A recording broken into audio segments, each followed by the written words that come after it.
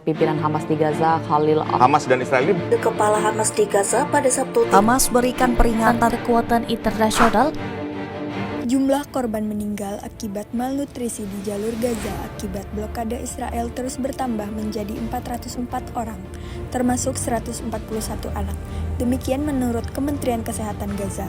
Dalam 24 jam terakhir, Kementerian Kesehatan Gaza telah mencatat 5 kematian akibat kelaparan dan malnutrisi. Salah satunya adalah anak-anak. Dengan demikian, total korban jiwa menjadi 404 termasuk 141 anak. Demikian pernyataan tersebut. Sepanjang Agustus 2025, sebanyak 185 orang meninggal akibat kelaparan di Gaza, rekor tertinggi dalam sebulan sejak pengepungan oleh Zionis diperketat mulai Maret tahun ini. Saat ini terdapat 43.000 balita dan lebih dari 55.000 ibu hamil dan menyusui menderita malnutrisi, menurut otoritas setempat.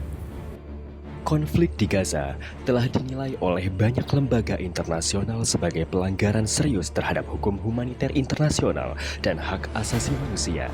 Penilaian ini terutama berkaitan dengan pelanggaran prinsip dasar dalam hukum perang, yaitu prinsip pembedaan antara kombatan dan warga sipil, prinsip proporsionalitas serta kewajiban melindungi warga sipil sebagaimana diatur dalam Konvensi Jenewa.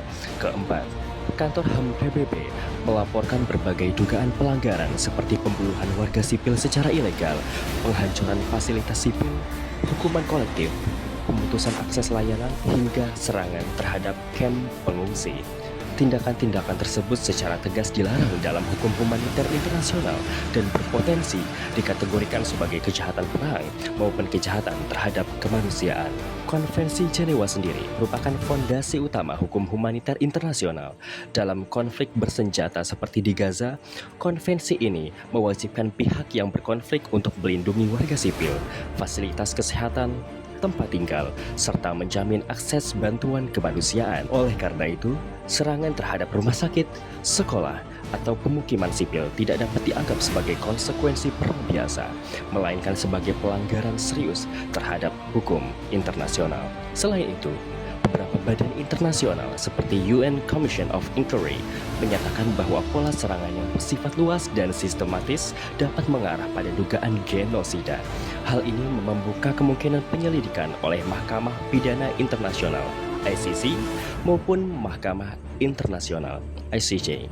Dalam konteks ini, ICC berperan sebagai lembaga penegak hukum yang dapat menyelidiki dan mengadili individu, baik pemimpin militer maupun politik, yang bertanggung jawab atas pelanggaran berat hukum internasional. Meskipun penegakan hukum internasional menghadapi hambatan besar seperti kepentingan politik global dan penolakan yurisdiksi, beberapa negara seperti Spanyol mulai bekerja sama dengan ICC. Kesimpulannya, konflik di Gaza bukan hanya persoalan politik atau diplomasi, tetapi juga persoalan hukum internasional yang menuntut akuntabilitas, keadilan, dan perlindungan bagi korban sipil.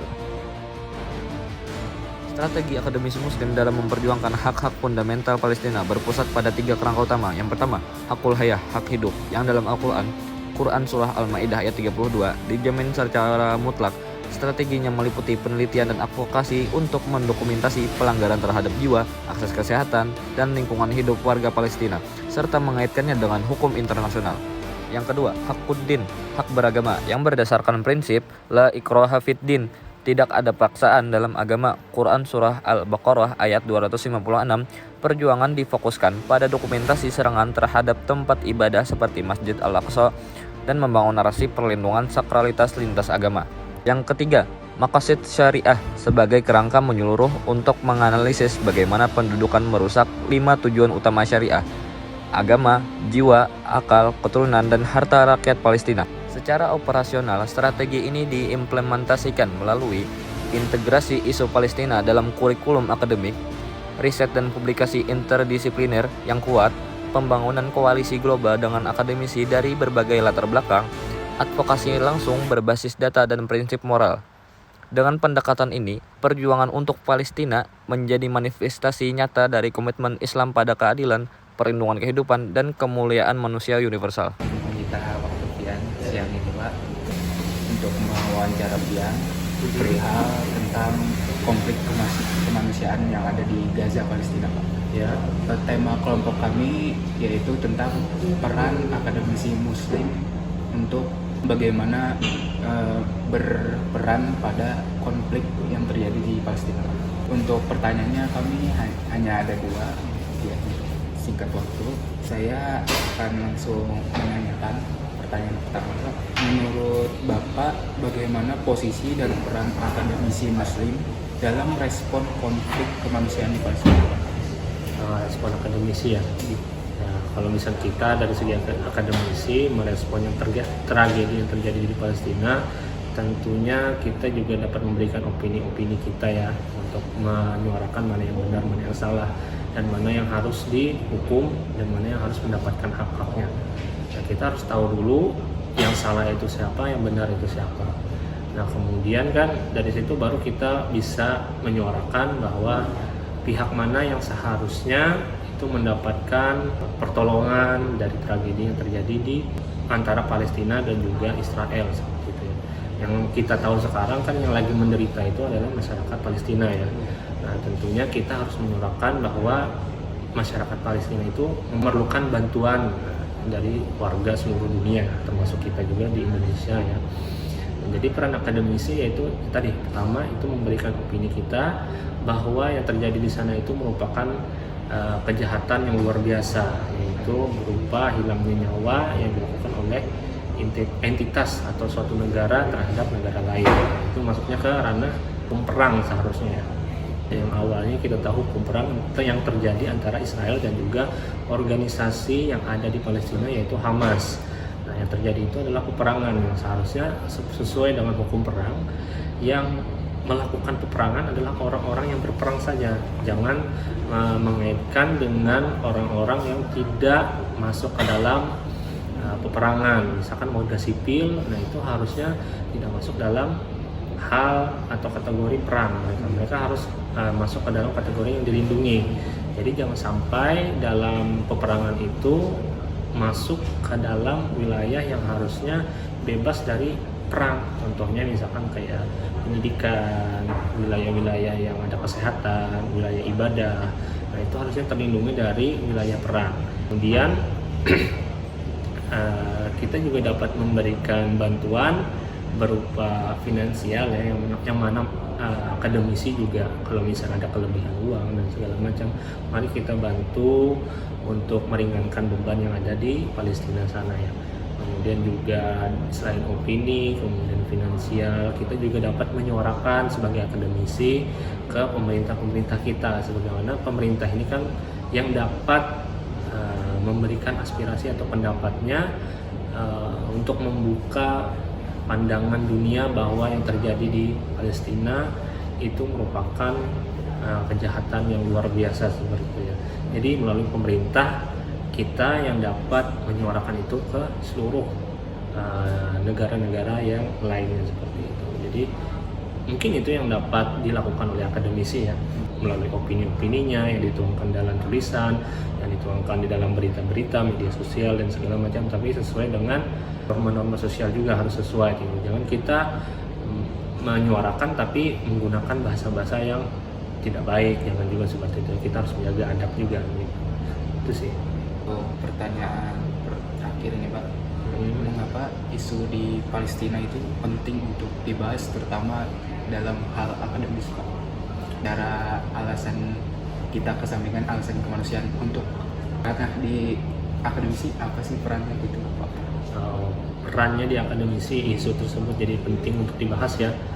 Nah, kita lihat dulu, kita kan sebagai akademisi di bagian hukum ya, yang mana hukum-hukum itu harus ditegakkan sebagaimana kita mempelajari bahwa hukum itu dibuat untuk dilaksanakan, untuk ditaati, jangan dilanggar.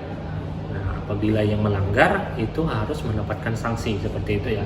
Nah, kita sebagai akademisi ya tentunya harus memperjuangkan itu ya, memperjuangkan keadilan, kebenaran, dan harus menyediakan hal-hal yang salah gitu.